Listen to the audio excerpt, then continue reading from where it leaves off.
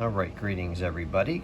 So this is for those of you who are interested in everything that just got fixed on my 2014 Mercedes-Benz GLK250 Blue Tech, under warranty actually. So it all started with a check engine light, and it's quite a saga. So the first thing they replaced was, this is, I believe, the thing that closes the flaps in the intake manifold. So they replaced that. The check engine light came back, so that didn't work. So then there's another repair order for the rest of that. This one they didn't do. That's the aluminum thing on the turbo, but that's not really an issue.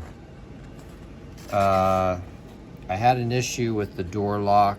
They replaced that. That was $778.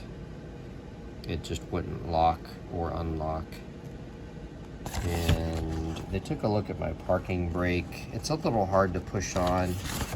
Nothing huge. So then, anyway, the real stuff happens now. So if you want to read that, there's a whole lot of stuff going on here.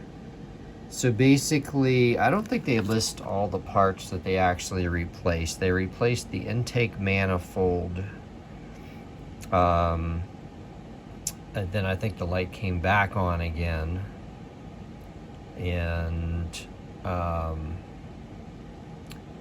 then all these parts here. Now this one's particularly cool. Well, the intake manifold's known to fail on these, so that was cool. Again, this was all covered under warranty.